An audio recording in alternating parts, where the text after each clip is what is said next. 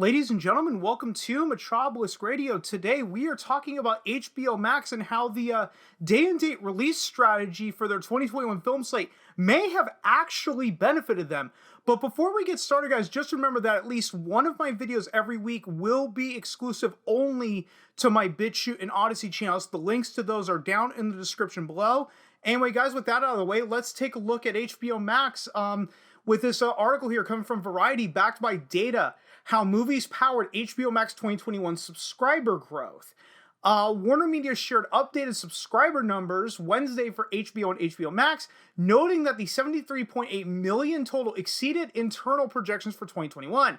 CEO Jason Kilar credited his controversial decision to debut Warner Bros.' entire 2021 film slate in theaters and on HBO Max simultaneously.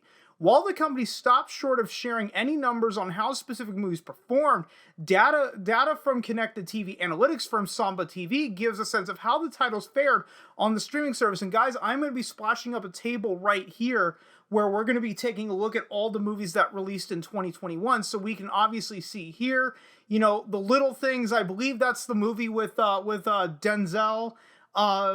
Had viewership numbers in a million. It may have been more, but this is the most accurate data that's probably ever going to be out there. Judas and the Black Messiah with just 650,000 viewership between day of release and the following Sunday. And I never saw Judas and the Black Messiah, but every time I think of that movie, I have to think of this Oscars acceptance speech from 2021. There's so much work to do, guys, and that's on everyone in this room. This ain't no single man job. That's some real, and I look to everyone, every single one of you. You got work to do. Do you know what I'm saying? And I'm gonna get back to work Tuesday morning, because tonight I'm going up. We're going up, you know what I mean? We're enjoying ourselves tonight because we've got to celebrate life, man. We're breathing, we're walking, it's incredible. It's incredible. Like, it's incredible. My mom met my dad, they had sex. It's amazing. Like, do you know what I'm saying? I'm here. You know what I mean? So, I'm so happy to be alive. So I'm gonna celebrate that tonight. Do you know what I'm saying? And I appreciate every single person in the room, appreciate everyone watching at home, love. Peace, love, and onwards. We go again. Appreciate it. Well, that's one way to accept an award. Thank your mommy and daddy for the whole bow chicka bow wow. Anyway, then we get back to the table. Then we move to Tom and Jerry with 1.2 million viewership over the weekend. Zack Snyder's Justice League, which I don't believe released in theaters, or was it limited? I don't remember. I don't remember hearing that Zack Snyder's Justice League ever got a theatrical release. Came in at 1.8 million. Godzilla vs. Kong, which was one of the real heavy hitters, at 3.6 million. Mortal Kombat at 3.8, another heavy hitter. Those Who Wish Me Dead, that was the one with Angelina Jolie at 1.2 million viewership. The Conjuring, The Devil Made Me Do It, 1.6 million viewership. In the Heights, 690,000 viewership. Space Jam: A New Legacy at 2.1 million viewership. I'm surprised that many people saw Space Jam: A New Legacy. I know that there's a lot of people that grew up on the original Space Jam. I'm in that group, but I had absolutely no desire to see Space Jam: New Legacy. James Gunn's The Suicide Squad, 2.8 million viewership. Reminiscence, I believe that was the one with Hugh Jackman, 840,000. Malignant at 750,000. James Wan's Malignant. Cry Macho, Clint Eastwood's Cry Macho, 690,000. The Many Saints of Newark at just 1 million. I thought The Many Saints of Newark would have done a lot better on HBO Max, knowing that it's a prequel to The Sopranos. Denis Villeneuve's Dune at 1.9 million viewership. King Richard at 710,000 viewership. And The Matrix Resurrections at 2.8 million viewership. That doesn't shock me for Matrix Resurrections. Launching December 22nd, The Matrix Resurrections was viewed on HBO Max by 2.8 million US households during the Wednesday through Sunday period following its debut. That total falls short of the 3.6 million households that viewed Godzilla vs. Kong during the Wednesday through Sunday following its debut.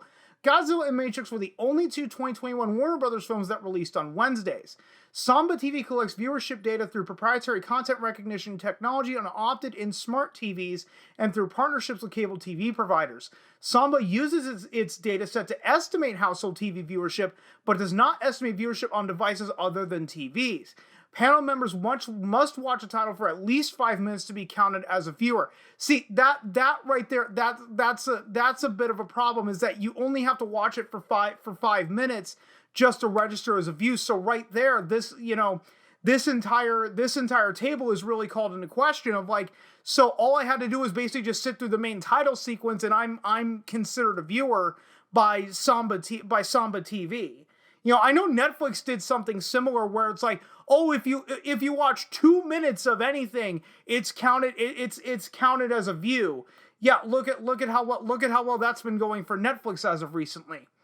Of the films that dropped on Fridays, which was the majority of Warner Bros.' 2021 slate, Mortal Kombat by far had the highest opening weekend viewership on HBO Max per Samba TV. And of Warner Brothers films dropping on Thursdays, Suicide Squad was viewed by the most U.S. households during the Thursday through Sunday period following debut. The number of movie theaters open and COVID cases throughout. God damn it. Okay, here we go. The number of movie theaters open and COVID cases throughout the year likely played a role in HBO Max opening weekend viewership numbers. For example, New York movie theaters weren't allowed to open at reduced capacity until March 2021, and by May still only operated at around 30% capacity. Tightened restrictions in the first half of 2021 would explain why certain films like Godzilla vs. Kong and Mortal Kombat were able to rack up such big opening weekend viewership numbers.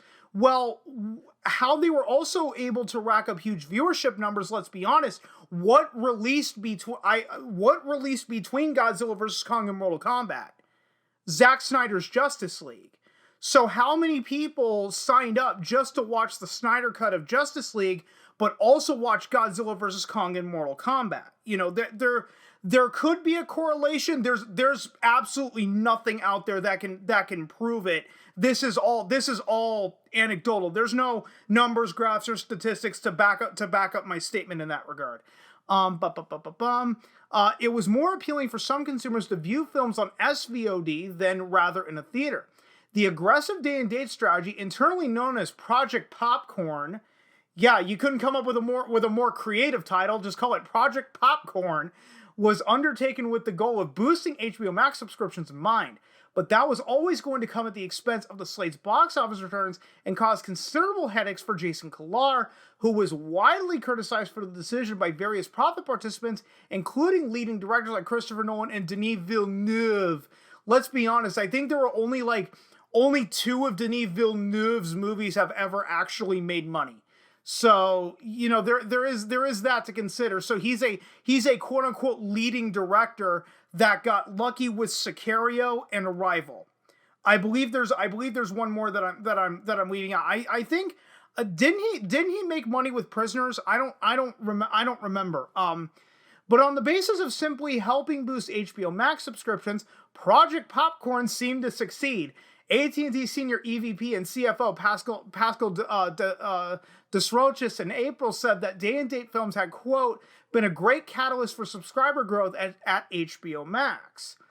And in July, after more day-and-dates like of Mortal Kombat and Space Jam: A New Legacy had dropped, Desroches announced that the company had upped its HBO and HBO Max subscriber target for 2021 year-end to 70 to 73 million, up from the 67 to 70 million goal it laid out in March. So right now, I'm going to be splashing up this graph here. That's global HBO and HBO Max subscriber growth. Obviously, the number in the darker red is the international growth.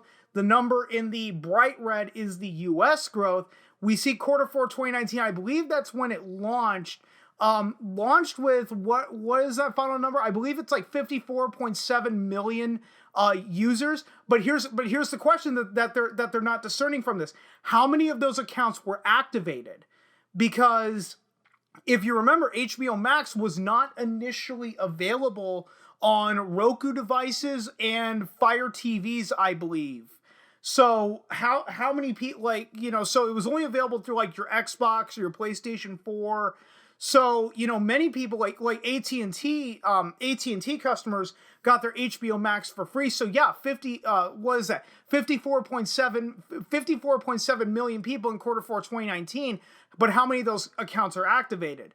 That's what this graph is not telling us. And that's one of the things about data and statistics. Mark Twain famously said there are 3 types of lies: lies, damn lies, and statistics. But if we look at the statistics here, we see quarter four 2020, it's up a little bit from the previous year, but not by much. But then you start to notice an increase going into quarter one 2021, quarter two 2021, and quarter three 2021. There is a gradual climb. Now we don't know about quarter four 2021. I don't think that Warner has finished their quarter four as of the recording of this video. Data from subscription analytics firm Antenna in June also showed daily signups for HBO Max, notably jumping on the days of previous day-and-date Warner Brothers film premieres.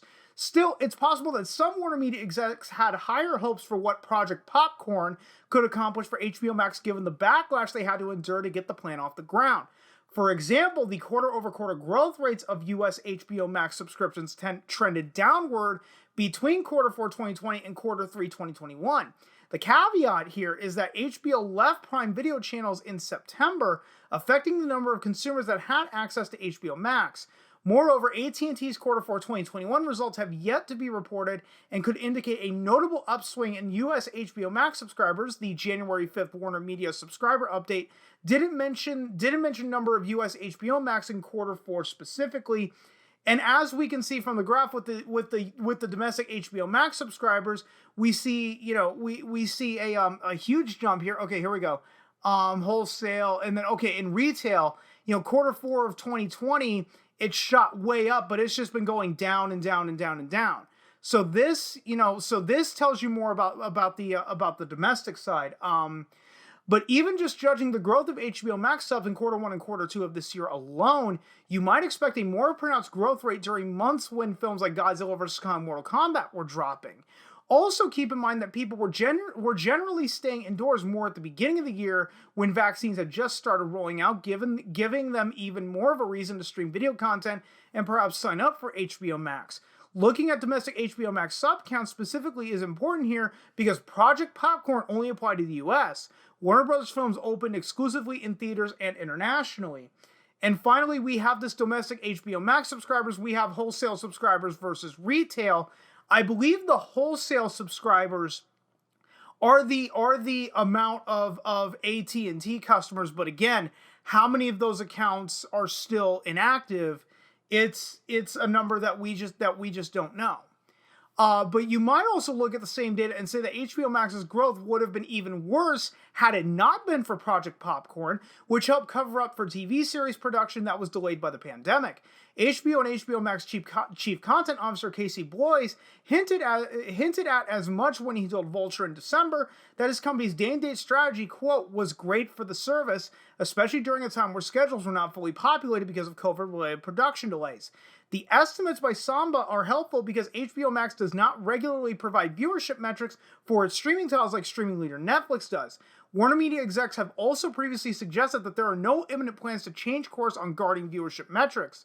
WarnerMedia is still expected to stick to plans for giving the 2022 Warner Brothers slate a 45-day window exclusive to theaters before they are streamed on HBO Max, and that is where the real test is going to come into play, is how many of these HBO Max subscribers are going to now drop off because they're no longer doing the day-and-date release.